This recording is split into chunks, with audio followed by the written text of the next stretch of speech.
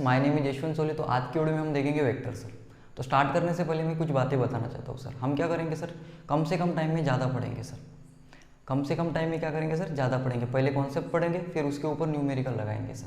तो चलो स्टार्ट करते हैं। स्टार्ट करने से पहले मैं मेरा इंट्रोडक्शन देता हूँ। मेरा नाम यशवंत सोले है। तो देखते हैं सर वेक्टर। वेक्टर समझने से पहले हम क्या समझेंगे सर, फिजिकल क्वांटिटी। देखो फिजिकल क्वांटिटी को रिप्रेजेंट करते हैं नंबर और यूनिट से सर। जैसे फॉर एग्जांपल ले लिया मैंने 2 और यूनिट ले लिया केजी। अब 2 केजी हमारे माइंड में क्या आ गया सर, मास। अब ये मास क्या है सर, एक फिजिकल क्वांटिटी है। अब मैंने ले लिया सर 2 और यूनिट ले लिया सर मैंने मीटर। अब 2 मीटर मतलब हमारे माइंड में क्या आ गया सर, लेंथ। ये मास और लेंथ क्या है, फिजिकल क्वांटिटी। ये तो समझ में आ गया फिजिकल क्वांटिटी मतलब क्या है। अब देखो वेक्टर क्वांटिटी क्या है। वेक्टर क्वांटिटी भी क्या है, फिजिकल क्वांटिटी है। वेक्टर क्वांटिटी भी क्या है, फिजिकल क्वांटिटी है। इसे रिप्रेजेंट किया जाता है नंबर, यूनिट और डायरेक्शन से। मतलब वेक्टर क्वांटिटी भी क्या है सर, फिजिकल क्वांटिटी है, सिर्फ उसके पास क्या है सर, डायरेक्शन है। इसी की वजह से हम क्या कहेंगे, उसे वेक्टर क्वांटिटी कहेंगे सर। समझ में आ गया सर। अब जिसके पास डायरेक्शन नहीं है, सिर्फ क्या है नंबर और यूनिट है, उसे क्या कहेंगे sir, scalar quantity.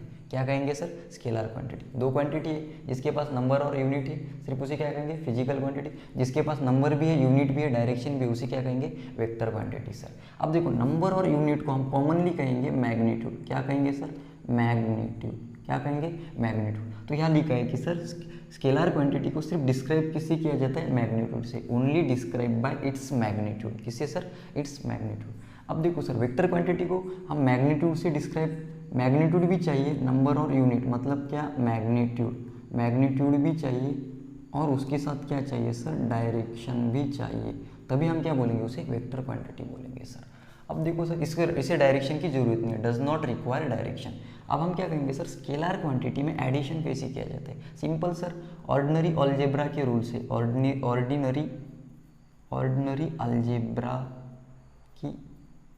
अलजेब्रास rule. Ordinary algebra's rule मतलब कैसे सर, जैसे कि सेम यूनिट है, 2 kg प्लस 2 kg, हम इसे ऐड कर सकते 4 kg। जैसे कि और बोल सकते 3 मीटर प्लस 4 मीटर, उसे क्या 7 मीटर।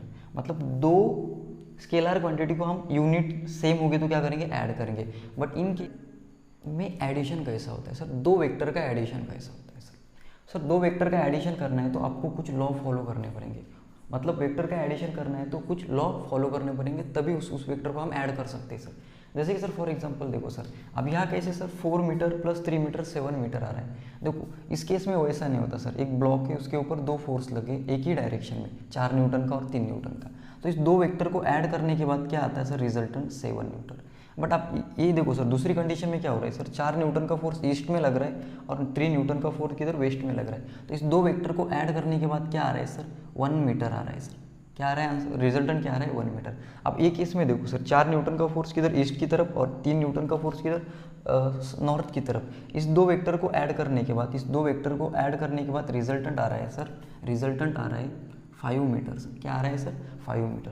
तो एक क्या ऐसे क्यों सर, ये वेरिएशन क्यों आ रही है सर, क्योंकि sir laws of addition, vector के कुछ लॉ है उसको फॉलो करके मैंने ऐड किए सर। अब अगले वीडियो में हम आप भी समझ में आएंगे कि दो वेक्टर को कैसे ऐड करना है। तो इतना समझ में आ गया कि हम जनरल ऑर्डिनरी अलजेब्रा के रूल से ऐड नहीं कर सकते, जैसे कि यूनिट मिलाकर ऐड नहीं कर सकते। समझ में आया ना सर, इसे कहते हैं vector law of addition sir.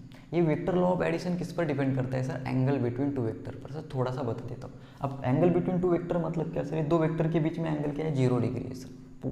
और इस दो वेक्टर के बीच में एंगल क्या है, 180 डिग्री है, तभी तो चेंज आया ना सर। और इस दो वेक्टर के बीच में एंगल देखो 90 डिग्री है, इसके बीच में एंगल कितना है 180 डिग्री, इसके बीच में कितना है 0 डिग्री।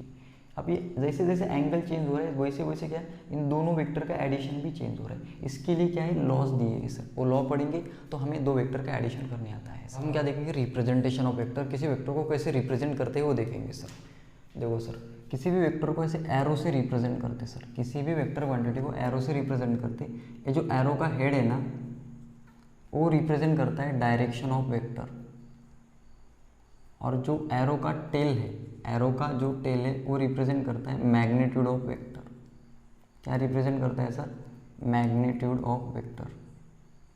जैसे कि ये वेक्टर है सर, और कैसे रिप्रेजेंट करते हैं, जनरली हम मैथमेटिकली कैसे रिप्रेजेंट करते हैं, देखो ए वेक्टर है, अब इसका मैग्नीट्यूड कैसे लिखेंगे, ए का मॉड, देखो ए का मॉड, ऐसे दो मॉड लगाएंगे, अंदर ए लिखेंगे। अब ए का मॉड क्या रिप्रेजेंट कर रहा है सर, ये मैग्नीट्यूड रिप्रेजेंट कर रहा है, वेक्टर का magnitude, magnitude of vector, magnitude of vector. और ए कैप, ए की कैप, ये क्या रिप्रेजेंट कर रहा है सर, डायरेक्शन ऑफ वेक्टर। ये क्या रिप्रेजेंट कर रहा है सर, डायरेक्शन ऑफ वेक्टर। मतलब देखो सर, कोई भी वेक्टर क्वांटिटी किससे बनती है, मैग्नीट्यूड और डायरेक्शन से। अब ए वेक्टर का मैग्नीट्यूड कैसे लिखेंगे, मॉड ऑफ ए, क्या है सर, मॉड ऑफ ए, उसे क्या कहेंगे, मैग्नीट्यूड ऑफ वेक्टर, क्या कहेंगे, मैग्नीट्यूड ऑफ वेक्टर। और ए की कैप, ए के ऊपर कैप है तो क्या कहेंगे उसे, डायरेक्शन ऑफ वेक्टर, इसे क्या कहेंगे कैप, और इसे क्या कहेंगे मॉड, इसे क्या कहेंगे सर मॉड। ये होता है रिप्रेजेंटेशन सर। अब देखो सर, किसी भी वेक्टर का डायरेक्शन कैसे लिखते हैं सर, किसी भी वेक्टर का डायरेक्शन कैसे लिखते हैं। अब देखो ए वेक्टर है सर, ए वेक्टर ईस्ट से कितना डिग्री ऊपर गया, 30 डिग्री। अब देखो इसके पास मैग्नीट्यूड भी है और डायरेक्शन भी है सर, तो रिप्रेजेंट कैसे करने का, मतलब इसे किसकी डायरेक्शन दिखाना है, मतलब लिखेंगे कैसे। देखो सर क्या बोला मैंने सर, ए वेक्टर है, क्या है सर, ए वेक्टर है, ए वेक्टर है, इसका ए मैग्नीट्यूड है। अब इसकी डायरेक्शन देखो सर, 30 डिग्री, कितना है सर, 30 डिग्री। किधर जा रहा है, ईस्ट से नॉर्थ की तरफ। किधर जा रहा है सर, नॉर्थ की तरफ। किधर जा रहा है, नॉर्थ। देखो ए क्या है, उसका मैग्नीट्यूड, डायरेक्शन देखो कितना सर, 30 डिग्री, किधर, नॉर्थ की तरफ। कहाँ से, नॉर्थ ऑफ ईस्ट। समझ में आया ना सर, ए क्या है, magnitude 30 degree, north of east, मतलब ईस्ट से किधर, नॉर्थ की तरफ। देखो एंड में क्या करने का सर, जो एंड में है सर ईस्ट, वो कहाँ है, वहाँ से नॉर्थ की तरफ जा रहा है, ईस्ट से किधर, नॉर्थ की तरफ जा रहा है सर। अब देखो इस केस में सर, इस केस में अब देखो ये एरो दिख रहा है ना सर, ये वेस्ट से किधर जा रहा है, नॉर्थ की तरफ। बी क्या है, उसका मैग्नीट्यूड है, डायरेक्शन देखो सर 60 डिग्री, 60 डिग्री किधर, नॉर्थ की तरफ। किधर, नॉर्थ की तरफ। कहाँ से, वेस्ट से। कहाँ से, वेस्ट से। ये क्या देखो, वेस्ट से नॉर्थ की तरफ, वेस्ट से नॉर्थ की तरफ। एंड से देखो, स्टार्टिंग से एंड तक, स्टार्टिंग से एंड तक। अब इस केस में क्या दिया है सर, इसे ड्रॉ करना है सर हमें, 5 Newton 30 degree south of east. देखो कैसे ड्रॉ करने के, पहले तो ऐसे डब्बे बना लो सर, क्वाड्रेंट बना लो। ये क्या है सर, ईस्ट, ये डायरेक्शन वेस्ट, ये डायरेक्शन साउथ, और ये डायरेक्शन नॉर्थ। देखो क्या कह रहा है, 5 न्यूटन मैग्नीट्यूड है। अब देखो 30 डिग्री साउथ ऑफ ईस्ट। अब क्या कह रहा है, ईस्ट से साउथ की तरफ, ईस्ट से साउथ की तरफ। देखो इधर 30 डिग्री, 30 डिग्री ईस्ट से साउथ की तरफ, ईस्ट से साउथ की तरफ। और मैग्नीट्यूड कितना है, 5 न्यूटन। मैग्नीट्यूड कितना, वेक्टर से रिलेटेड कुछ इंपॉर्टेंट नोट्स देखेंगे, कुछ इंपॉर्टेंट पॉइंट देखेंगे। देखो सर सबसे पहले इंपॉर्टेंट पॉइंट क्या है, on rotating 2 pi. On rotating 2 पाई मतलब क्या सर, देखो on rotating 2 pi vector does not change. अब जब हम 2 पाई रेडियन किसी वेक्टर को रोटेट करेंगे तो वो वेक्टर चेंज नहीं होगा सर।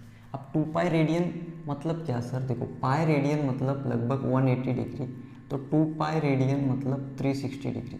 जब भी किसी वेक्टर को आप 360 डिग्री रोटेट करेंगे तो वो चेंज नहीं होगा। जैसे कि मैंने एग्जांपल के तौर पर ए लिया सर, ए वेक्टर है, ए वेक्टर थीटा डिग्री, ए वेक्टर है, इसका मैग्नीट्यूड ए है, और थीटा डिग्री इस हॉरिजॉन्टल लाइन से ऊपर है थीटा डिग्री।